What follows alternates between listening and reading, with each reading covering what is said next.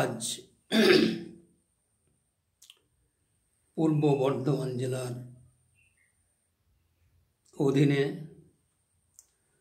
পূর্বস্থলী উত্তর বিধানসভার ১ নম্বর মণ্ডলের অন্তর্গত পটসুরি গ্রামে ১৪৪ নম্বর বুথে আমি দেবপ্রসাদ চৌধুরী আমার বাড়িতে একটি বিশেষ অনুষ্ঠান আমি শুরু করতে চলেছি।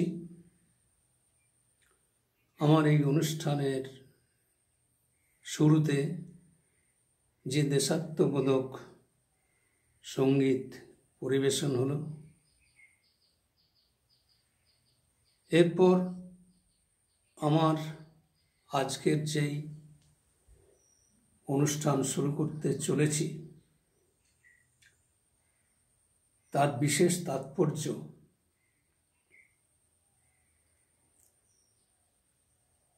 আগামীকাল হচ্ছে রাখি বন্ধনের একটা পূর্ণতিথি, আর কয়েকদিন পরই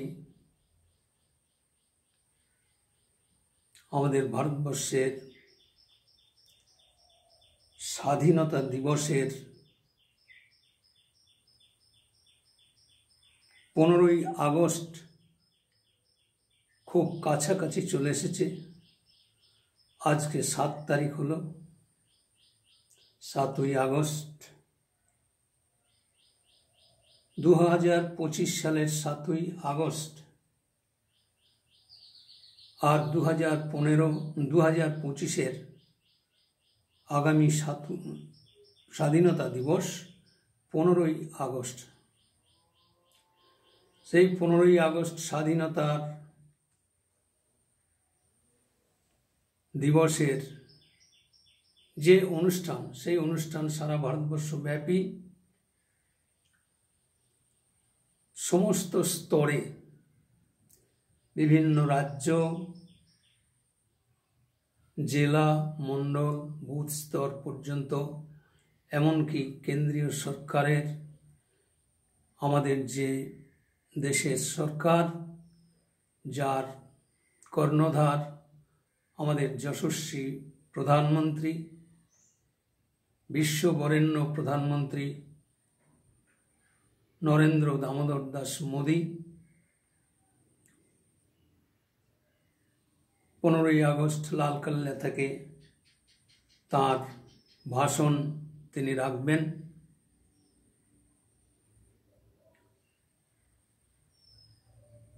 আজকে আমি যে বিষয়টা নিয়ে বিশেষভাবে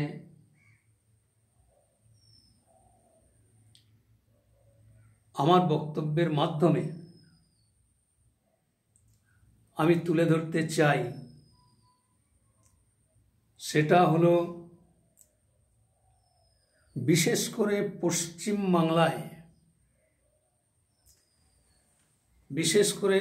পশ্চিমবাংলায় যে সরকার রয়েছে, এই সরকারের দীর্ঘ 14 বছরের শাসন ব্যবস্থার মাধ্যমে গোটা পশ্চিমবঙ্গবাসীর আজকে নাভিশ্বাস উঠে গেছে। বিগত 14 বছর ধরে পরিবর্তনের নামে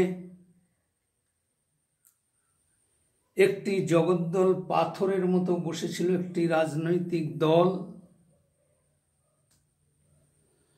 মার্ক্সবাদী কমিউনিস্ট পার্টির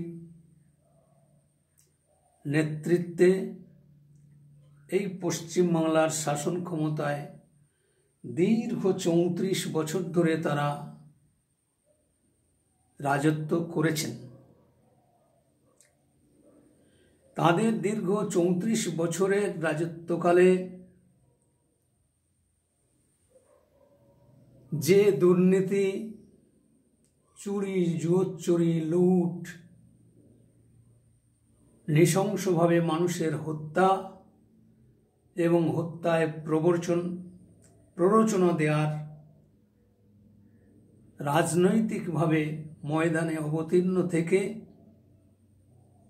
বিশেষ বিশেষ জায়গায় দাঙ্গাকে উস্কানি দিয়ে যাতে দাঙ্গার সৃষ্টি হয় এবং তাদের রাজনৈতিক স্বার্থ চরিতার্থ করবার জন্য মার্ক্সিজমের থিওরি মানুষকে গিলিয়েছেন।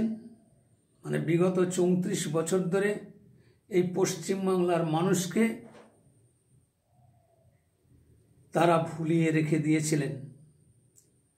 বহু সচেতন শুভবুদ্ধি সম্পন্ন রাজনৈতিক ব্যক্তিত্ব এই সমস্ত ঘটনা উপলব্ধি করেছেন।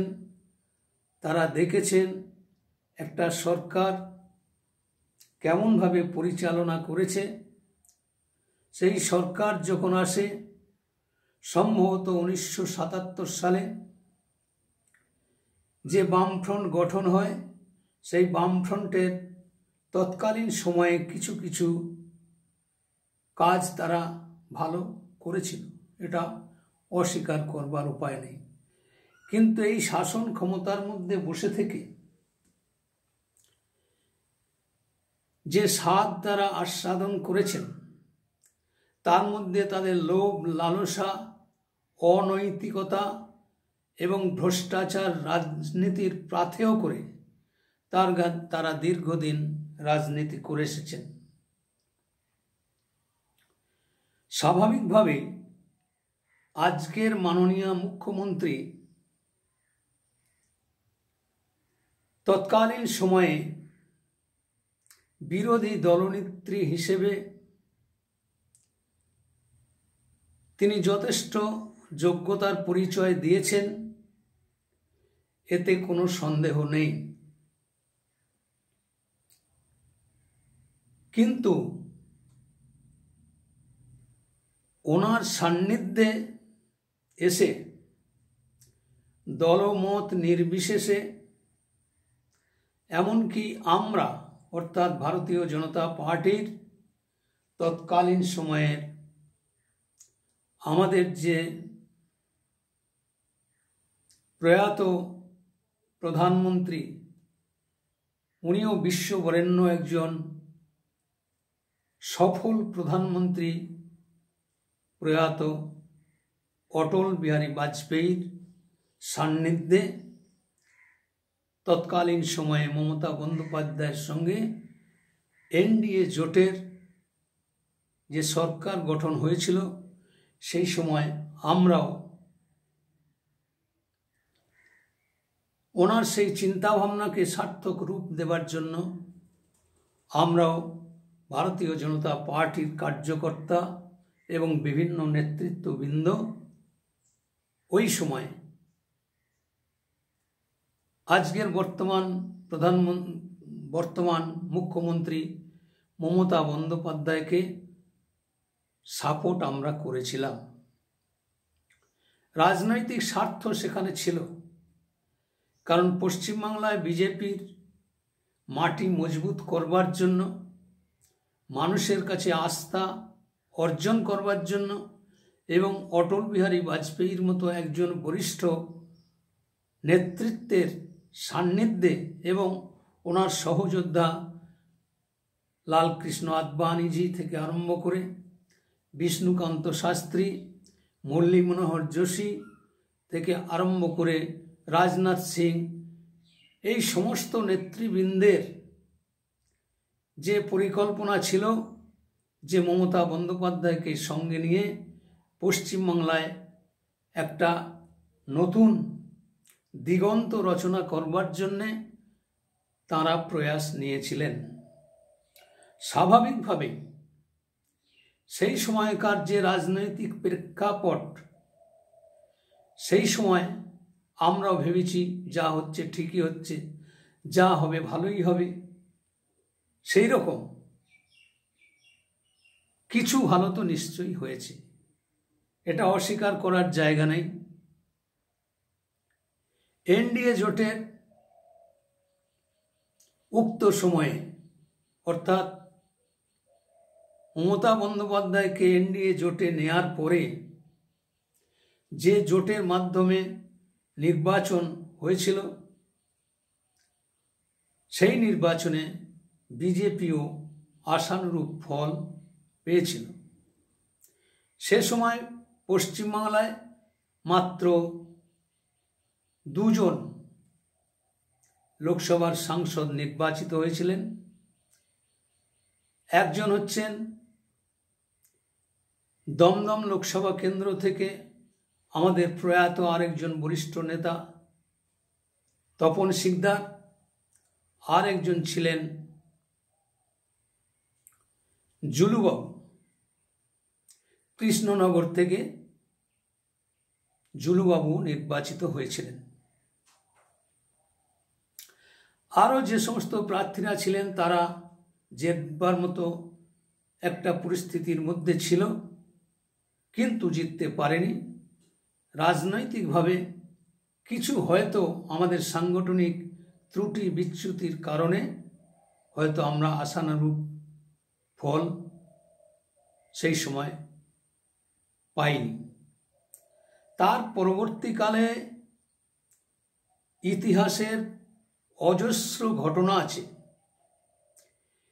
এই মমতা বন্দ্যোপাধ্যায়কে তৎকালীন সময়ে আমাদের শ্রদ্ধেয় প্রয়াত ভারতরত্ন অটল বিহারী বাজপেয়ী, উনি নিজে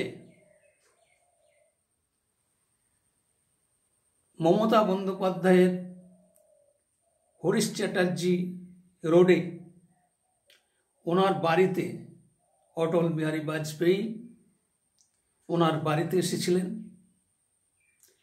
কয়েক লক্ষ মানুষের সেই সমাগম অটল বিহারী বাজপেয়ী ভারতবর্ষের তৎকালীন সময়ে ভারতবর্ষের 1 নম্বর ব্যক্তিত্ব, যিনি মমতা ব্যানার্জির বাড়িতে এসেছিলেন এবং লক্ষ লক্ষ মানুষ, বিজেপি তৃণমূলের জোটের প্রচুর মানুষ সেই দিন কালীঘাট চত্বরে হরিশ চ্যাটার্জি স্ট্রিটে আছড়ে পড়েছিল। আমি নিজেও গিয়েছিলাম, কিন্তু ভিতরে ঢোকবার মতো কোনো পরিস্থিতি ছিল না। এত মানুষের ভিড়, ঢুকতে পারেনি। কিন্তু একটা রাজনৈতিক বার্তা সে সময় পশ্চিমবঙ্গবাসীর কাছে ছিল এবং তৎকালীন সময়েই আমাদের যোগ্য প্রধানমন্ত্রী অটল বিহারী বাজপেয়ী মমতা বন্দ্যোপাধ্যায়ের মায়ের পায়ে হাত দিয়ে প্রণাম করে তাকে শ্রদ্ধা নিবেদন করেছিলেন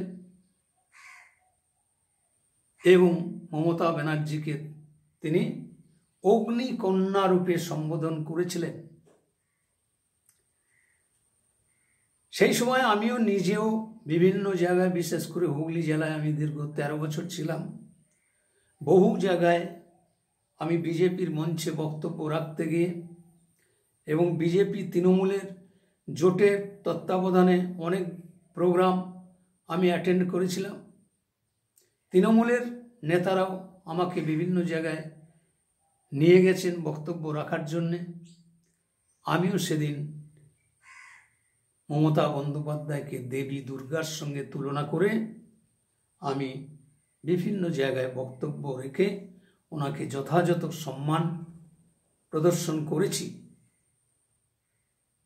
আমার অতীতের এই ঘটনা আজকের এই সংক্ষিপ্ত অনুষ্ঠানে আমার তুলে ধরার বিশেষ কারণ হলো যে মমতা বন্দ্যোপাধ্যায়কে একদিন দেবী দুর্গার সঙ্গে তুলনা করে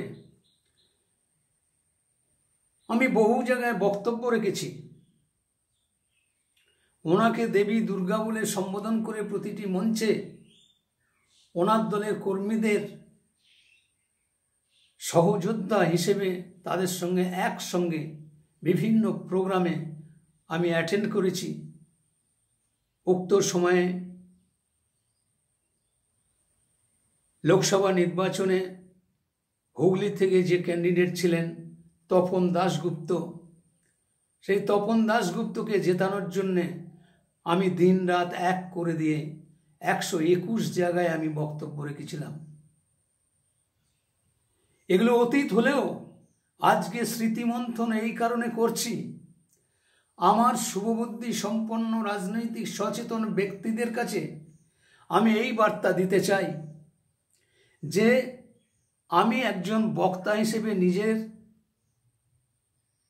বিষয়ে ঢাক পেটানো নয়, এটা বাস্তব সত্য ঘটনা, যাতে করে আমি আমার কর্মীদেরকে, ভারতীয় জনতা পার্টির কার্যকর্তাদের উদ্বুদ্ধ করার জন্য আমার বক্তব্যের মাধ্যমে আমি অতীতের এই স্মৃতিচারণ করে আমি তাদেরকে বার্তা দেওয়ার চেষ্টা করছি।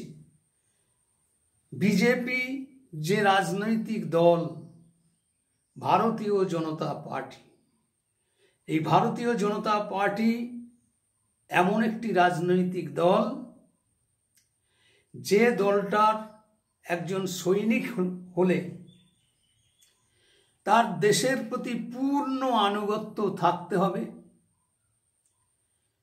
প্রচণ্ডভাবে গণতন্ত্র প্রেমী, জাতীয়তাবোধে উদ্বুদ্ধ হতে হবে এবং দেশ ও মাতৃকার প্রতি পূর্ণ শ্রদ্ধা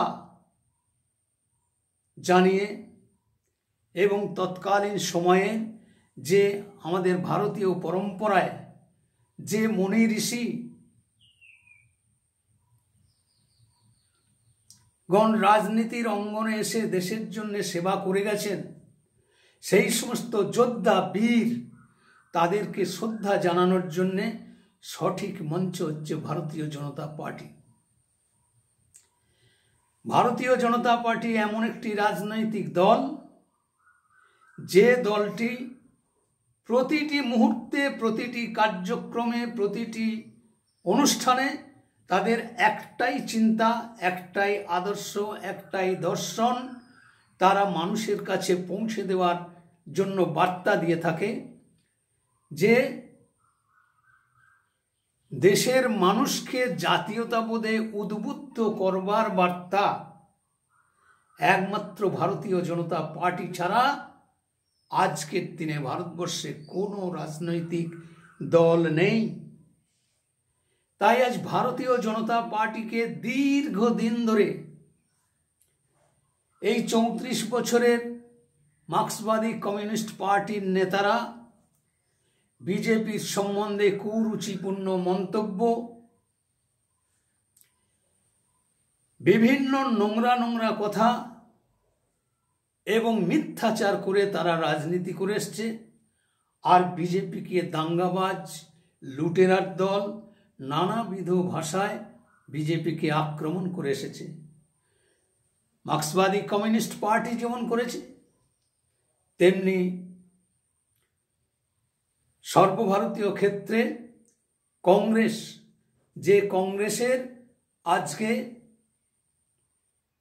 প্রায় 130-35 বছরের একটা দীর্ঘ প্রাচীনতম রাজনৈতিক দল, তারাও দীর্ঘদিন ধরে ভারতীয় জনতা পার্টির কার্যকর্তা এবং তাদের নীতি আদর্শকে উপেক্ষা করে তাদেরকে নানা রকমভাবে হেনস্থা করার নোংরা রাজনৈতিক খেলা দীর্ঘদিন ধরে তারা খেলে এসেছেন। তাই ভারতীয় জনতা পার্টির নীতি, আদর্শ, দর্শন যদি মানুষের কাছে গ্রহণযোগ্যতা না থাকতো, তাহলে আমি আজকে তুলনা করতে বাধ্য হচ্ছি।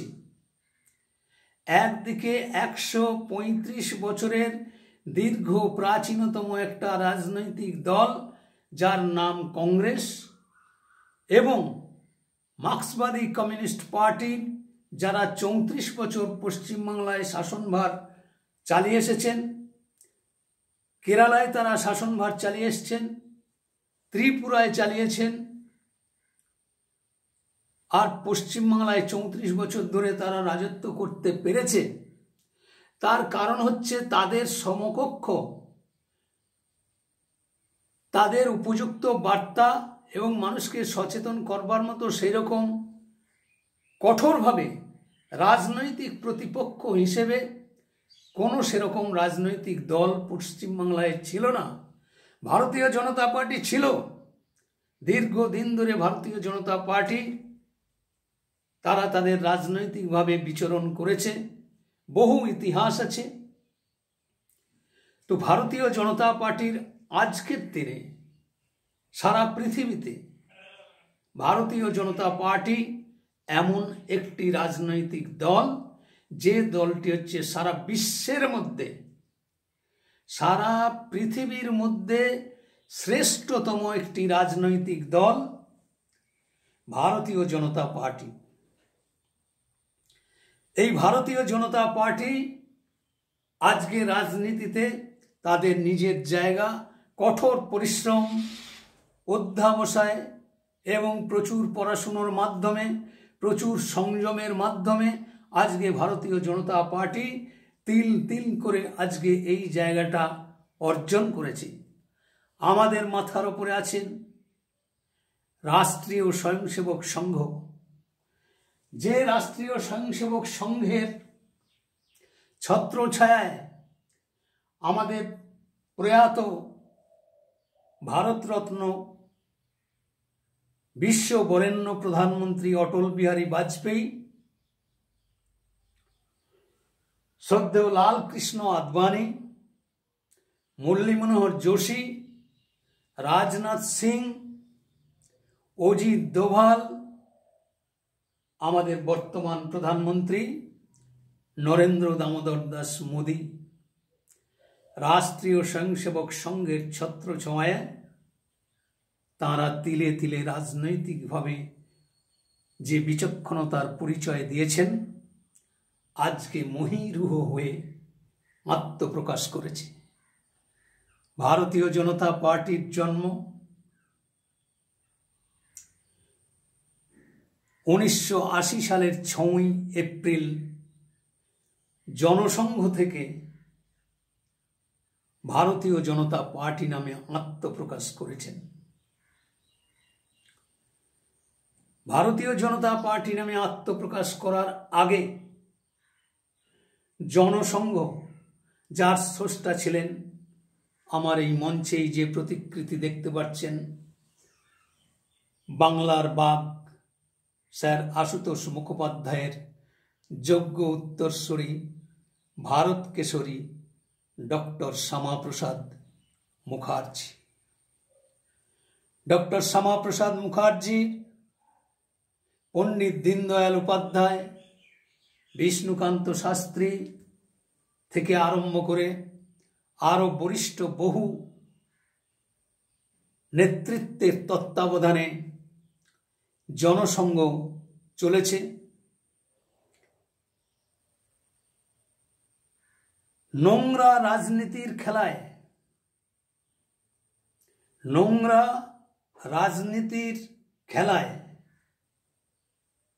জনসংঘ থেকে ভারতীয় জনতা পার্টি নামে আত্মপ্রকাশ করতে বাধ্য হয়েছে।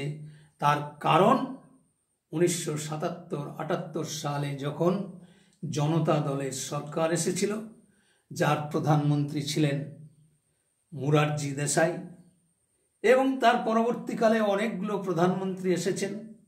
আপনারা অতীতের সেই ঘটনা অনেকে জানেন। আজকের প্রজন্মের যারা যুব সমাজ, আজকের প্রজন্মের অনেক যুব সমাজের অনেক শিক্ষিত যুবকরাও এই অতীতের ইতিহাস তারা জানে না, তারা জানবার চেষ্টাও করে না। তার কারণ হচ্ছে তারা মোহগ্রস্ত হয়ে গেছে কিসে? পাশ্চাত্য সভ্যতার অনুকরণ করতে গিয়ে, দেশের মঙ্গল কামনা, দেশাত্মবোধ, জাতীয়তাবোধ, দেশপ্রেম, প্রকৃত গণতন্ত্র, প্রকৃত ধর্মনিরপেক্ষ, এই যে কঠিন কঠিন শব্দগুলো অনেক যুব সমাজের যুবকদের কাছে, এই শব্দগুলোর মূল্যায়ন তারা করতে পারে না। তার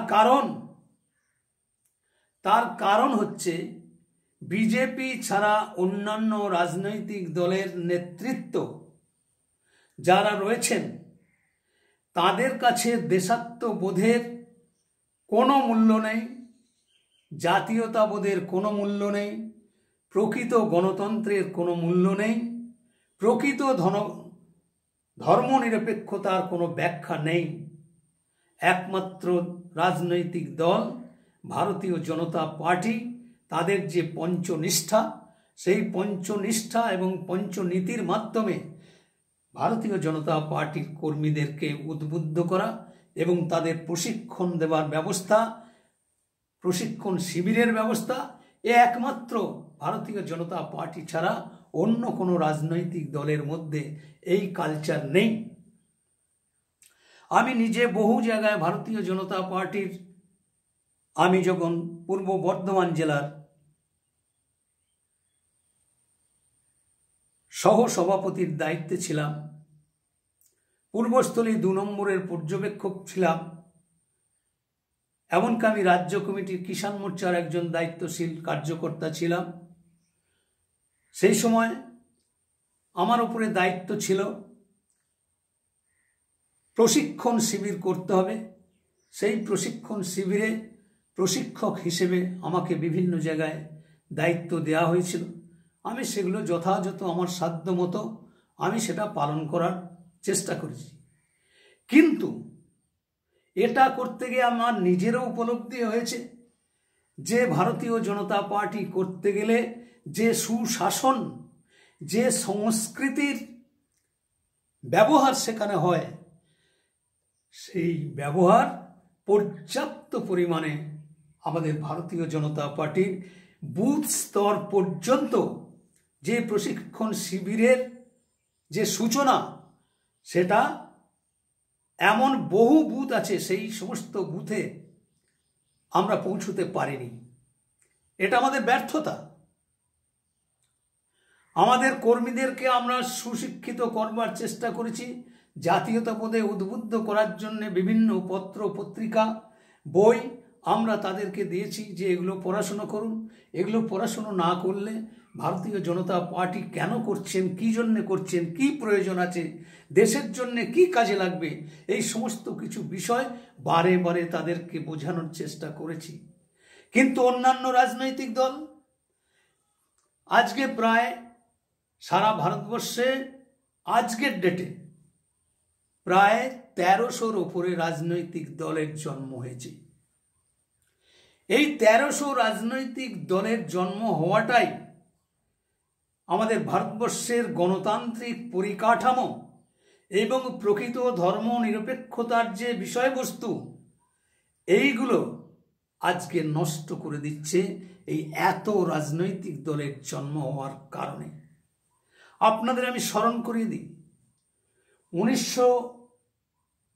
সম্ভবত 1999 সালের যে লোকসভা নির্বাচন হয়েছিল, সেই লোকসভা নির্বাচনে আমি নিজে পড়েছি আনন্দবাজার পত্রিকায়, কয়েকটি কেন্দ্রের জন্য ব্যালট পেপার, মানে একটা খবরের কাগজের যত বড় একটা বই আকারে ব্যালট পেপার তৈরি করতে হয়েছিল। ভাবতে পারেন, কোন কোন কেন্দ্রে প্রায় 1200 ক্যান্ডিডেট। এর সত্য মিথ্যা তো আমি যাচাই করিনি, কিন্তু আনন্দবাজার পত্রিকা আমি নিজে পড়েছি এবং আমার মাথা ঘুরে গেছে। আমি নিজে বক্তব্য রেখেছি যে তার পরবর্তীকালে 2014 সালের আমাদের প্রধানমন্ত্রী নরেন্দ্র দামোদর দাস প্রধানমন্ত্রী হওয়ার পর আমার পুরসুরি গ্রামেই বক্তব্য রাখতে গিয়ে আমি ব্যাখ্যা করেছিলাম, তৎকালীন সময়ে 56টা স্বীকৃত রাজনৈতিক দল, সর্বভারতীয় ক্ষেত্রে 500-র ওপরে 445টা রাজনৈতিক দল, আমি এটা ব্যাখ্যা করেছিলাম। কিন্তু এর মধ্যে এই যে অন্ধ্রপ্রদেশের, দক্ষিণ ভারতের এই যে একটি কেন্দ্রে 1200 ক্যান্ডিডেট, ভাবতে পারেন? শুনে মনে হবে যেন এটা বাতুলতা ছাড়া আর কিছু নয়, কিন্তু বিশ্বাস করুন এরকম পরিস্থিতির সৃষ্টি হয়েছিল যে গণতন্ত্রের নামে রাজনৈতিক প্রহসনের ব্যবস্থা। তৎকালীন সময়েও নির্বাচন কমিশনার ছিলেন। আমি স্মরণ করিয়ে দিই, এই সমস্ত বিষয়বস্তু দেখার পরেই টিএন সেশন, আপনাদেরকে স্মরণ করিয়ে দিতে চাই, টিএন সেশন আসার পরে ভোটার আইডি কার্ড যে তৈরি হলো, সেই ভোটার আইডি কার্ড এবং নির্বাচন কমিশনের একজন বাঘের বাচ্চার মতো তিনি ব্যবস্থা করেছিলেন, তাকে স্যালুট জানাই। উনি নির্বাচন প্রক্রিয়ার আমূল পরিবর্তন করার চেষ্টা করেছিলেন। তারপর থেকেই অনেক রাজনৈতিক উত্থান পতন ঘটেছে, অনেক ইতিহাস আছে, তার পূর্ণ ব্যাখ্যা করার জায়গা এটা নয়। তো আমি অতীতের এই স্মৃতিমন্থন এই কারণে করলাম, আজকে আমি যেটা বিশেষভাবে তাৎপর্যপূর্ণ বিষয়, এই পশ্চিমবাংলায় 14 বছরের আমাদের যে মাননীয় মুখ্যমন্ত্রী মমতা বন্দ্যোপাধ্যায়, সাংবিধানিক প্রধান, তিনি আজকে কিভাবে এই রাজ্য পরিচালনা করছেন তার সংক্ষিপ্ত কিছু বিষয়বস্তু আমি তুলে ধরতে চাই। অতীতের ইতিহাস বলতে লাগলে আমার কাছে অজস্র প্রমাণ আছে, আমি প্রমাণ ছাড়া বক্তব্য রাখি না। অজস্র প্রমাণ আছে আমার কাছে। আজকের প্রেক্ষাপটে আগামীকাল রাখি বন্ধন, এর মধ্যেও রাজনীতি। এই রাখি বন্ধন আজকেই আমাদের একটি ছেলে বলছে, আমাকে কাকা বলছে, বলছে কাকা কাল তো রাখি বন্ধন, চলুন আমরা রাখি বন্ধনে অংশগ্রহণ করি, ওই ধাগা ভাই বোনদের হাতে পরিয়ে দিই, ভ্রাতৃত্ববোধের পরিচয় দেওয়ার জন্য রাখি বন্ধন উৎসব পালন করার কথা আমাকে বলছে। আমি বললাম আমাকে ক্ষমা করবে, কারণ রাজনৈতিকভাবে বর্তমান দিনে আমি যে জায়গায় আছি, আমার যে অতীত তুমি একবার তুলনা করে দেখো। অতীতে ভারতীয় জনতা পার্টির মঞ্চে আমার নেতৃত্বে এই পুটসুরি গ্রামে অসংখ্য আন্দোলন হয়েছে, বক্তব্য রেখেছি, পথসভা, মিটিং, মিছিল, মানুষের সেবামূলক কাজ প্রচুর করেছি। নিজের পকেট থেকে পয়সা ব্যয় করে মানুষকে পরিষেবা দেওয়ার জন্যে আমি কঠোর পরিশ্রম করেছি। তার জন্যে আমার ছেলের সঙ্গে আমার পারিবারিক অশান্তির একটা দীর্ঘসূত্রিতার একটা অস্থিরতার সৃষ্টি হয়েছিল। কিন্তু আজ বয়সের ভারে আমি কিছুটা পর্যদস্ত হয়ে গেছি। আর রাজনৈতিকভাবে আজকে যদি আমি আবার মাঠে নামি,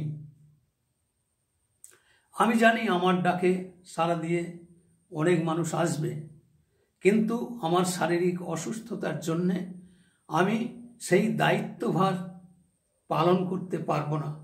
কারণ জেলা থেকে আমাকে বারে বারে সূচনা দিয়েছে, দাদা আপনি জেলায় চলে আসুন, ওই মণ্ডল কমিটিতে একজন সহসভাপতির দায়িত্ব নিয়ে আপনি পড়ে আছেন, আপনার মতো একজন কার্যকর্তা আজকে জেলায় দরকার।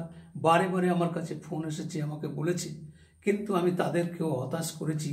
তার কারণ হচ্ছে রাজনৈতিকভাবে আমার যে দায়িত্ব পালন করার দরকার আমি সেটা সঠিকভাবে করতে পারবো না। প্রথমত শারীরিক অসুস্থতার কারণে এই গত কয়েক মাস আগে আমার স্ট্রোক হয়েছিল, মানে মরতে মরতে বেঁচে উঠেছি। কিন্তু মনের মধ্যে যে অদম্য জেদ এবং দেশের প্রতি, আমার সমাজের প্রতি, আমার দলের প্রতি আমার যে দায়বদ্ধতা, সেই জায়গা থেকে আমি পারি না আমি চুপ করে বসে থাকতে। আমি নিজের আয়ত্তের মধ্যে থেকে আমার বাড়ির মধ্যেই আমার কণ্ঠস্বর, আমার বক্তব্য মানুষের কাছে পৌঁছে দিই। কেউ বিদ্রূপ করে, কেউ সহানুভূতির দৃষ্টিতে দেখে, কেউ ব্যঙ্গ করে, আবার কেউ ভালো ভালো কমেন্ট করে। আমার নিজের একটি ইউটিউব চ্যানেল আছে, সেই ইউটিউব চ্যানেলের আমার বক্তব্যকে আমি প্রচার করার মাধ্যমে মানুষের কাছে বার্তা দেওয়ার আমি চেষ্টা করি। তো আজকে আগামীকাল রাখি বন্ধন উৎসবে আমি বললাম তোমরা তোমার মনের মতো করে করো। আমি আজকে মাঠে নামলেই কিছু কিছু আমাদের বিরোধী রাজনৈতিক দলের নেতারা আঙুল দেখিয়ে বলবে, ওই দেখো বিজেপি আবার রাস্তায় নেমেছে। আমি রাস্তায় নামলেই মানুষ আঙুল দেখিয়ে বলবে, ওই দেখো বিজেপি আবার রাস্তায় নেমেছে। কারণ আজকেই আমি একটা পোস্ট করেছি ফেসবুকে এবং ইউটিউবে। 2019 সালের 15ই আগস্ট আমি একটি বক্তব্য রেখেছিলাম আমাদের পুটসুরি বাজারে।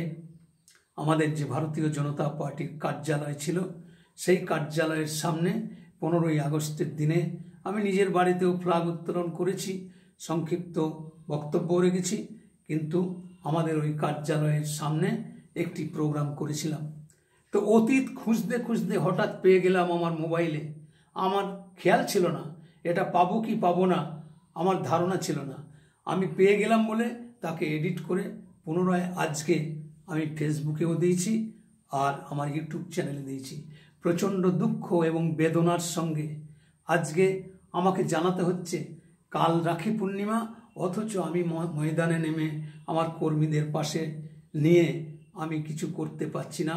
কারণ এই সরকারের হারমাত বাহিনী যে অত্যাচার আমাদের গ্রামের মানুষের ওপরে বিজেপির কর্মীদের ওপরে করেছে, আজও পর্যন্ত 2021 সালের সেই মধ্যযুগীয় বর্বরতার নিদর্শন আপনারা নিশ্চয়ই জানেন।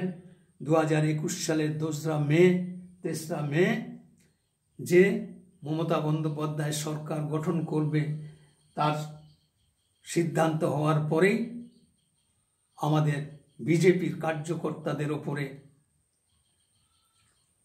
যে নাশকতার সৃষ্টি করেছে, যে মধ্যযুগীয় বর্বরতার দৃষ্টান্ত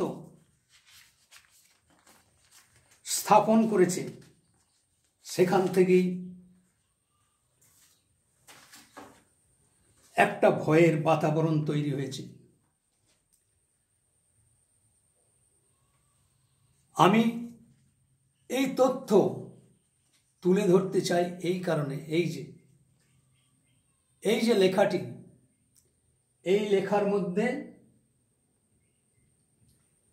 ভারতীয় জনতা পার্টির 2021 নির্বাচনের যাদেরকে কেড়ে নিল আমাদের থেকে, ডেট দিয়ে দিয়ে তাদের নাম দিয়ে এখানে আমার কাছে লিস্ট আছে। তো এই যে মধ্যযুগীয় বর্বরতার মাধ্যমে প্রায় 258 জন ভারতীয় জনতা পার্টির কার্যকর্তার ওপরে নৃশংস অত্যাচার, খুন, ধর্ষণ, লুট, গ্রাম ছাড়া বাড়ি ছাড়া অগ্নিসংযোগ, তারই ফলস্বরূপ আমাদের ওই কার্যালয়ে, ভারতীয় জনতা পার্টির কার্যালয়ে তৃণমূলের হারমাদ বাহিনী, অর্থাৎ আমাদের গ্রামেরই তৃণমূলের যে সমস্ত কর্মীরা ছিল, তারা পার্টি অফিস ভাঙচুর করেছে। তারপর থেকে যাদের জন্য আমি নিজের গ্রামেও মানুষের অনেক পরিষেবা দিয়েছি, অনেক ভালো কাজ করেছি, আজকে যে পুরসুরিতে টেলিফোন এক্সচেঞ্জ হয়েছে, তৎকালীন সময়ে তপন শিকদার ডাক যোগাযোগিক মন্ত্রী ছিল, এই টেলিফোন পরিষেবা যে আজকে পুরসুরিতে হয়েছে সেটা আমার কৃতিত্ব। আজকে ভুলে গেছে তারা। পুরসুরিতে পঞ্চায়েতে যে টেলিফোন পরিষেবার যে ব্যবস্থা, সম্পূর্ণ কৃতিত্ব আমি তপন শিকদারের কাছে দরবার করে বিভিন্ন জায়গায় বিভিন্ন বিভাগে চিঠি চাপাটি করে গ্রামের জন্যে, গ্রামের উন্নয়নের জন্যে, গ্রামের পঞ্চায়েতের আর্থিক উন্নয়ন হবে এবং সর্বোপরি এই এলাকার মধ্যে একটা ব্যাপক সাড়া ফেলবে, সে আমি করেছি, অন্তর থেকে করেছি। কিন্তু তার মূল্যায়ন এই গ্রামকে রক্ষা করার জন্যে আমি জীবন বাজি রেখেছি। অতীতের সেই ইতিহাস আমি ব্যাখ্যা করতে চাই না। তো এই যে লিস্ট, ভারতীয় জনতা পার্টির কার্যকর্তাদের নৃশংসভাবে অত্যাচার করে, তাদের ঘর ছাড়া করে, অভিজিৎ সরকার বেলেঘাটা বহু চর্চার বিষয়, আজকেও তার কেস, অনিল বর্মন সিতাই, অরিন্দম মিন্দে ফলতা, অরূপ রুই দাস ইন্দাস, আস্তিক দাস সন্দেশখালী, বলরাম মাঝি কেতুগ্রাম, ভাদু দাস রায়না, ভাস্কর বেরা ভগবানপুর, চন্দন মাইতি চণ্ডীপুর, চন্দনা হালদার সাতগেছিয়া, দেবব্রত মাইতি নন্দীগ্রাম, দেবাশিস শীল মেদিনীপুর, দেবেশ বর্মন রায়গঞ্জ, ধর্ম মণ্ডল চাপড়া, ধীরেন মণ্ডল শীতলকুচি, দুর্গাবালা বাগ রায়না, গৌরব সরকার বোলপুর, তারিখও দেয়া আছে, এদের পরপর তারিখও দেয়া আছে, হারাধন রায় দিনহাটা, হারান অধিকারী সোনারপুর, জয়প্রকাশ যাদব ভাটপাড়া 6/6/2021, 2/5/2021 থেকে, জ্যোৎস্না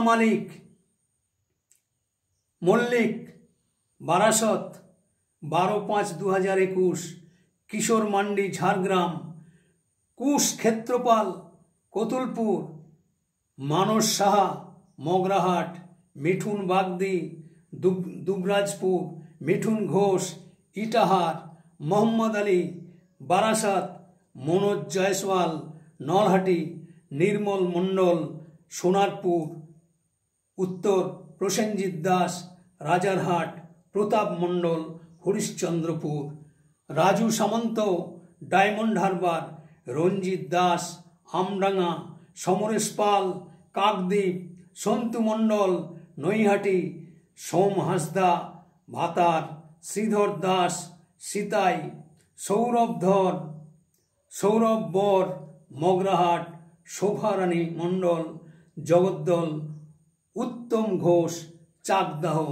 এইরকমভাবে আরও 158 জনের নামের তালিকাও আমার কাছে আছে, এবং কি নৃশংসভাবে গলায় ইলেকট্রিক তার পেঁচিয়ে গাছের মধ্যে ঝুলিয়ে রাখার ঘটনা পুরুলিয়ার, এসব ছবি সহ আপনারা দেখে থাকবেন। তো এই যে নির্মম অত্যাচারের কাহিনী, স্বাভাবিকভাবেই মানুষ সুস্থ জীবনযাত্রার জন্যে মনের ইচ্ছা থাকলেও প্রকাশ্যে আসতে পারছে না। তাদের দোষ দিয়ে কোনো লাভ নেই। ভারতীয় জনতা পার্টির আমাদের কার্যকর্তাদের গ্রাম ছাড়া করেছে, জরিমানা করেছে। আমাদের পাশের গ্রাম বিঘা গ্রামে 20,000 টাকা করে জরিমানা পর্যন্ত করেছে বিজেপি করার অপরাধে। তো এরকম নির্মম ঘটনা 2021 সালের ঘটেছে, কিন্তু 2021 সালে ভারতীয় জনতা পার্টি হারেনি। 2021 সালের বিধানসভা নির্বাচনে 77টা যে বিজেপির এমএলএ নির্বাচিত হয়েছে, এটা সঠিক তথ্য নয়। রিকাউন্টিং এবং নির্বাচন কমিশনারকে কেস করলে, হাইকোর্টে মামলা করলে এই সংখ্যাটা 100-র ওপরে ছাপিয়ে যেত।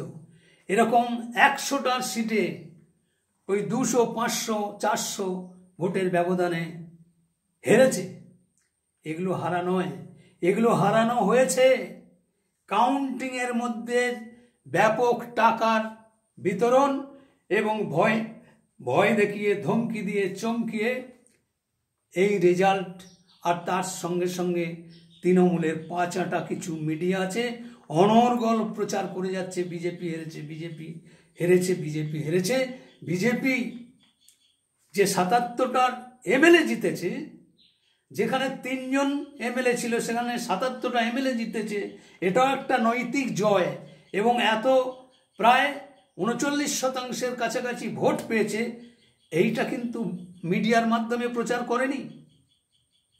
তারপরে 2021-এর পরে 2023 সালের পঞ্চায়েত নির্বাচন, সেই পঞ্চায়েত নির্বাচনেও আমাদের প্রার্থীরা জিতে গেছে।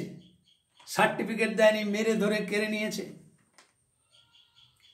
আর লোকসভা নির্বাচনের 2024 সালের লোকসভা নির্বাচনে বিজেপি যে 400 টার্গেট দিয়েছিল, সেই টার্গেট ফুলফিল হয়নি।